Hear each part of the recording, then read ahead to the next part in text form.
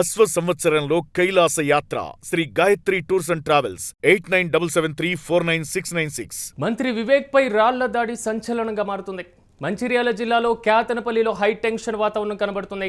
Municipal chairman ఎన్నిక నేపథ్యంలో Congress BRS శ్రేణుల మధ్య ఘర్షణ వాతావరణం చోటు చేసుకుంది. మంత్రి వివేక్ కాన్వాయ్పై బీఆర్ఎస్ రాళ్ల దాడికి దిగింది. ఈ నేపథ్యంలో మంత్రి వివేక్ కాన్వాయ్ యొక్క కారు అద్దాలు ధ్వంసమయ్యాయి.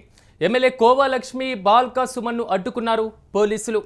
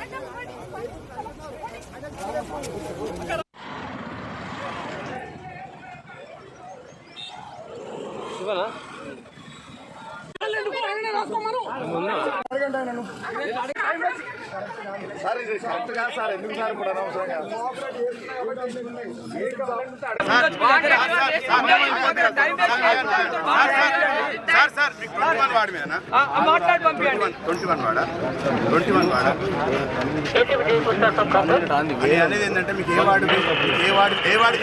వార్డు మీద మీకు పిటిషన్ వచ్చింది 21 వార్డు మీ దగ్గర పెడతాను మీతో తీసుకోండి.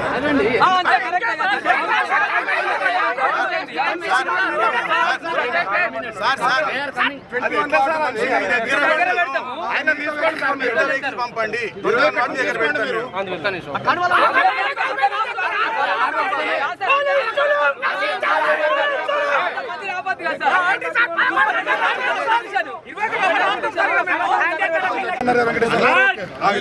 మమ్మల్ని గెలిపించడానికి అన్న దేనికని ఒప్పుకుంటారు. అన్న ఇక్కడే ఆగుతాను. మమ్మల్ని గెలిపించుకొని వచ్చినాక అన్న అందరితో ఉంటాం. తెలియదు. నెక్స్ట్ పూర్వకంగా నేను టీఆర్ఎస్ వచ్చి పోటీ చేసిన మా ఆయన ఆటో డ్రైవర్ మా అత్తయ్యకి ఏం తెలియదు. అది ఈమె పేద పిల్ల నేనేం చేసిన కానీ కాంగ్రెస్ వాళ్ళు ఆడినట్టు. మంచిర్యాల జిల్లా క్యాతనపల్లిలో హై టెన్షన్ వాతావరణంపై మరింత సమాచారం మా ప్రతినిధి సతీష్ లైవ్లో అందిస్తారు. సతీష్, చెప్పండి, ప్రస్తుతం అక్కడ సిచ్యువేషన్ ఏ విధంగా ఉంది? సో క్యాతనపల్లి మున్సిపల్ ఎలక్షన్స్ పోరులో మాత్రం ఫైనల్గా గెలిచినటువంటి పార్టీల యొక్క బలాబలాలు, ఈరోజు మున్సిపల్ చైర్మన్ ఎన్నికలో ఎవరు కీలకంగా వ్యవహరించబోతున్నారు? పూర్తి డీటెయిల్స్ ఏంటి? మున్సిపాలిటీకి సంబంధించి కూడా పెద్ద ఎత్తున ఇటు కాంగ్రెస్ వర్సెస్ బీఆర్ఎస్గా నడుస్తుంది. దీనికి సంబంధించి ముఖ్యంగా పోలీసులు అక్కడ మున్సిపాలిటీ దగ్గర పెద్ద ఎత్తున భద్రతా ఏర్పాట్లు చేసినప్పటికీ కూడా అక్కడ బల్కా సుమన్ అలాగే కోవా లక్ష్మి, దాంతోపాటు మంత్రి పైన కూడా ఏదైతే వినోద్ పైన కూడా దాడి చేసినట్టు తెలుస్తూ ఉంది. ఇప్పుడు ప్రస్తుతం ఉన్నటువంటి అక్కడ సిచ్యువేషన్ కూడా మొత్తం అన్కంట్రోల్డ్గా ఉంది. ఎందుకంటే మొత్తం అక్కడ ఉన్నటువంటి బీఆర్ఎస్ కార్యకర్తలు మంత్రి పైన దాడి చేయడం, మంత్రి వాహనం పైన దాడి చేయడం పెద్ద చర్చనీయాంశంగా మారింది. సో ప్రస్తుతం ఇక్కడ మున్సిపాలిటీలకు సంబంధించి 10 బీఆర్ఎస్కు సంబంధించి 10 వార్డులు వచ్చినాయి, కాంగ్రెస్ సంబంధించి 7 వార్డులు వచ్చినాయి. దాని తర్వాత సిపిఐకి సంబంధించి కూడా 5 వార్డులు అయితే వచ్చిన పరిస్థితి ఉంది. సో ముఖ్యంగా ఇక్కడ నిన్న ఏదైతే వాయిదా పడిందో ఈ వాయిదాకు సంబంధించి కూడా ఫోరం సభ్యులు అందుబాటులో లేకపోవడంతో వాయిదా పడింది. ఇప్పుడు ఈరోజు 12:30 ఇప్పుడు చైర్మన్ని ఎన్నుకోబోతున్నారు. సో మొత్తం కూడా అంటే ముఖ్యంగా అక్కడ కొంతమంది బీఆర్ఎస్కి సంబంధించినటువంటి కౌన్సిలర్లను లోపలికి అనుమతించట్లేదు అనేది కూడా పోలీసులు ఒకవైపు వాళ్ళని ఆపుతున్నారు, కావాలని అంటే చర్యలకు పాల్పడుతున్నారు అని చెప్పేసి కూడా అక్కడ బీఆర్ఎస్కి సంబంధించిన వాళ్ళు చెప్తా ఉన్నారు. ఒకవైపు లా అండ్ ఆర్డర్ కరెక్ట్గా ఉంది, ఎవరు కూడా అంటే ఎమ్మెల్యేలు కానీ ఇంకా ఎక్స్ఎమ్మెల్యేలు కానీ ఎవరు కూడా లోపలికి రాకూడదు, ఓన్లీ కౌన్సిలర్లు దానికి సంబంధించినటువంటి వాళ్ళే మాత్రం లోపలికి వెళ్ళాలంటూ కూడా అక్కడ చర్యలు అయితే చేపడతా ఉన్నారు. సో ప్రస్తుతం అయితే బీఆర్ఎస్ బీఆర్ఎస్కు సంబంధించినటువంటి వాళ్ళు మొత్తం కూడా ఇటు కాంగ్రెస్ సభ్యుల మీద రాళ్ళు దువ్వడం కావచ్చు, మొత్తం అక్కడ ఒక టెన్షన్ వాతావరణం అయితే నెలకొంది. అక్కడ బల్కా సుమన్ కూడా పెద్ద ఎత్తున హడావిడి చేస్తున్న విజువల్స్ కూడా మీరు చూడొచ్చు. మొత్తం కూడా ఆ పోలీసుల పైన కావచ్చు, పోలీసుల తీరును కూడా విమర్శిస్తూ ఆయన మాట్లాడుతూ ఉన్నారు. సో మొత్తం కూడా మరి 12:30 లోపలికి వెళ్ళిన తర్వాత, అంటే ముఖ్యంగా ఇక్కడ కాంగ్రెస్కు 7 సీట్లు వచ్చిన తరంలో ఇటు సిపిఐ మద్దతు కూడా ఉంది కాబట్టి సో మరి ఈ మొత్తం కూడా మరి వ్యవహారం అంతా గందరగోళంగా ఉంది. అసలు లోపలికి వెళ్ళిన తర్వాత ఎవరు ఎటు ఓటింగ్ చేస్తారు, ఒకవైపు ఇండిపెండెంట్ అభ్యర్థులు బీఆర్ఎస్లోకి 2 పోయారని తెలుస్తూ ఉంది. ఆ సిపిఐకి సంబంధించినటువంటి 3 కాంగ్రెస్ మద్దతు ఇస్తూ ఉన్నారు. సో ఇట్లా మొత్తం క్యాలిక్యులేషన్లు అన్నీ కూడా జరుగుతూ ఉన్న పరిస్థితి కనబడుతూ ఉంది. ప్రస్తుతం లోపలికి వెళ్ళిన తర్వాత ఈరోజు అయితే మొత్తం కూడా చైర్మన్ ఎన్నుకునే అవకాశం అయితే ఉంది. సో ఈ ఎన్నుకునే సమయంలో లోపలికి వెళ్ళిన తర్వాత, ఎందుకంటే అక్కడ లక్ష్మి కూడా చేరుకున్నారు కాబట్టి సో కోఆప్షన్ అంటే ఎక్స్ అఫిషియోకి సంబంధించినటువంటి ఓటును వినియోగించుకునేందుకు అవకాశం కల్పిస్తున్నారు అధికారులు. డెఫినెట్గా ఏదైతే కోవా లక్ష్మికి సంబంధించి కూడా ఎక్స్ అఫిషియో ఓటు కూడా వినియోగించుకునే అధికారం అయితే ఉంటుంది. సో అక్కడ మీరు విజువల్స్ చూడొచ్చు. ఆమెను కూడా ఆపే ప్రయత్నం పోలీసులు చేస్తూ ఉన్నారు. బీఆర్ఎస్ సంబంధించిన కౌన్సిలర్తో పాటు ఆమెను కూడా అక్కడ నుంచి అంటే పంపించడానికి పోలీసులు అక్కడ ఆపుతున్న పరిస్థితి కనబడుతూ ఉన్నాయి. సో వీళ్ళు రాకపోతే కనుక అక్కడ మరి కాంగ్రెస్ గెలిచే అవకాశం ఉంటుంది కాబట్టి మొత్తం గందరగోళ వాతావరణం అయితే ఉంది. అక్కడ ఈరోజు ఈ కేతనపల్లి ముఖ్యంగా మంత్రికి సంబంధించినటువంటి ప్రెస్టేజ్ ఇష్యూ కాబట్టి మంత్రి ఎట్లయినా మంచిర్యాలలో ఆయన పట్టు నిలుపుకోవడానికి సో మరి కాంగ్రెస్కు సంబంధించినటువంటి మొత్తం కూడా మద్దతు కూడా కట్టుకునే ప్రయత్నం అయితే ఆయన చేస్తూ ఉన్నాడు. సో మరి ముఖ్యంగా ఈ కేతనపల్లి పెద్ద ఎత్తున రాష్ట్ర వ్యాప్తంగా కూడా అటు చర్చనీయాంశంగా మారింది. అలాగే మొత్తం ఈ కేతనపల్లి అలాగే ఏదైతే తొర్రూరుకు సంబంధించి సేమ్ అట్లాగే సిచ్యువేషన్ ఉంది. సో అక్కడక్కడ మొత్తం సిచ్యువేషన్లు ఈ 8 మున్సిపాలిటీలకు సంబంధించి కూడా సో సేమ్ ఇదే తరహాలో కూడా మొత్తం కూడా పరిస్థితులు కనబడతా ఉన్నాయి. సో ఇంకొక గంట సేపట్లో కూడా రిజల్ట్ వచ్చే అవకాశం అయితే కనబడతా ఉంది. సతీష్, ఇప్పటికే మంత్రి వివేక్ని కూడా బీఆర్ఎస్ శ్రేణులు అడ్డగించడానికి ప్రధాన కారణం ఏంటి? మంత్రి కూడా అక్కడికే సేమ్ వెళ్తున్నటువంటి పరిస్థితి. సో తమ యొక్క ఓటు హక్కు వినియోగించుకునే అవకాశం మంత్రికి అక్కడ ఉందా పూర్తి స్థాయిలో? డెఫినెట్గా అంటే ముఖ్యంగా ఈ అడ్డగింతకి సంబంధించి అంటే బీఆర్ఎస్కి సంబంధించినటువంటి వాళ్ళను ఒక రకంగా చూస్తూ ఉన్నారు పోలీసులు. అధికారంలో ఉన్నటువంటి మంత్రిని ఒకలాగా చూస్తూ ఉన్నారు. అధికారం అడ్డం పెట్టుకొని ఇట్లా చేస్తూ ఉన్నారని చెప్పేసి అక్కడ మంత్రిని పోనివ్వకుండా కూడా అంటే మంత్రిని అడ్డుకునే ప్రయత్నం చేశారు. సో దాంట్లో పెద్ద ఎత్తున తోపులాట జరిగింది. ఆయన కారును అడ్డుకున్నారు.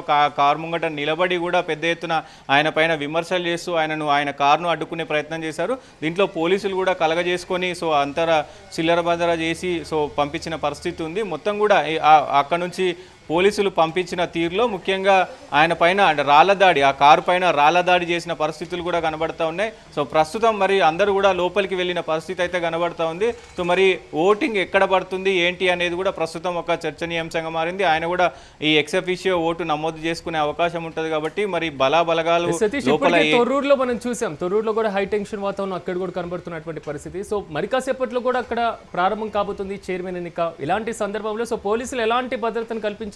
సో లోపల ఉన్నటువంటి కౌన్సిలర్లకు కానివ్వండి, సో మంత్రులకు కానివ్వండి, ఎమ్మెల్యేలకు కానివ్వండి. డెఫినెట్గా అంటే మొత్తం ఏదైతే 144 సెక్షన్ ఉంది అక్కడ దాదాపు బిఎన్ఎస్ 163 సెక్షన్ కూడా ఉంది. ఈ 2 సెక్షన్లతో పాటు దాదాపు 500 పైగా పారామిలిటరీ కావచ్చు, పోలీస్ భద్రత కావచ్చు, వీళ్ళందరినీ కూడా మోహరించారు.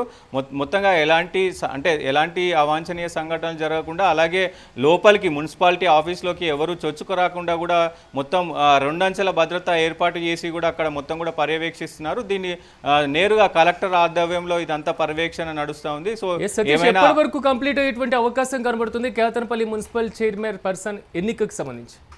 డెఫినెట్గా ఇంకొక అంటే 1 o'clock వరకు అయితే దీనికి సంబంధించి పూర్తి డీటెయిల్స్ వచ్చే అవకాశం ఉంది. ఎవరు చైర్మన్, ఎవరు వైస్ చైర్మన్, దాంతోపాటు ఏ పార్టీ ఈ మున్సిపాలిటీని కైవసం చేసుకుందా అనేది కూడా దాదాపు 1 గంట వరకు మొత్తం కూడా పూర్తి డీటెయిల్స్ వచ్చే అవకాశాలు అయితే ఉన్నాయి సిరాజ్. సో మొత్తం ఈ 8 మున్సిపాలిటీలకు సంబంధించి కూడా సేమ్ ఇదే తరహాలోనే అంటే మొత్తం ఇటు కాంగ్రెస్ వాళ్ళు బీఆర్ఎస్లోని వాళ్ళను అడ్డుకోవడం, కాంగ్రెస్ వాళ్ళను బీఆర్ఎస్ వాళ్ళు అడ్డుకోవడం, బీఆర్ఎస్ వాళ్ళను కాంగ్రెస్ వాళ్ళు అడ్డుకోవడం, ఇట్లా ఈ తరుణాలే నడుస్తూ ఉన్నాయి. మొత్తం కూడా ఈ మున్సిపాలిటీ ఆఫీసుల దగ్గర ఈ 8 మున్సిపాలిటీ ఆఫీసుల దగ్గర కూడా గందరగోళ వాతావరణం అయితే నెలకొంది. సో చూద్దాం ఇంకొక 1 hourలో ఇవన్నీ కూడా అయిపోయే అవకాశం ఉంది కాబట్టి సో రిజల్ట్ కూడా వచ్చే అవకాశం ఉంటుంది. కానీ ఖచ్చితంగా సతీష్ మీరు అన్నట్లుగా సో మంచిర్యాల మున్సిపాలిటీలో మనం చూసుకున్న అతిపెద్ద పార్టీగా అవతరించింది బీఆర్ఎస్ పార్టీ. కానీ కాంగ్రెస్ నుంచి గట్టి పోటీ ఉన్న సిపిఐ మద్దతు తీసుకొని అక్కడ మున్సిపల్ చైర్పర్సన్గా పోటీ చేయాలనుకున్న ఇలాంటి సిచ్యువేషన్లో కూడా బీఆర్ఎస్ పార్టీ ఎక్కడ తగ్గకుండా మాత్రం ఫైట్ చేస్తున్నటువంటి సిచ్యువేషన్ గ్రౌండ్లో కనబడుతుంది.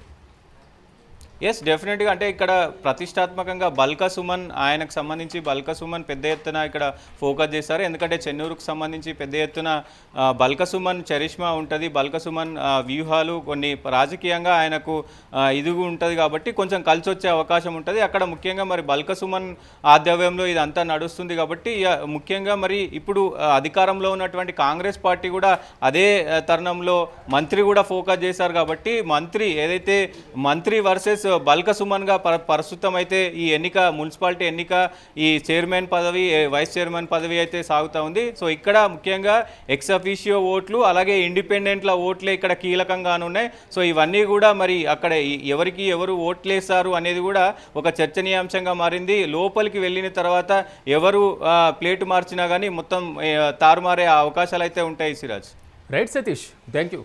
మొత్తం మీద మంచిర్యాల జిల్లాలో క్యాతనపల్లిలో మాత్రం హై టెన్షన్ వాతావరణం కనబడుతుంది. మున్సిపల్ చైర్మన్ ఎన్నిక నేపథ్యంలో ఉద్రిక్త పరిస్థితులకు కారణమవుతుంది. కాంగ్రెస్ బీఆర్ఎస్ కార్యకర్తల మధ్య ఘర్షణ వాతావరణం చోటు చేసుకుంది. రాష్ట్ర మంత్రి వివేక్ కాన్వాయ్ పైన బీఆర్ఎస్ శ్రేణులు కూడా రాళ్ల దాడి చేపట్టినటువంటి పరిస్థితి.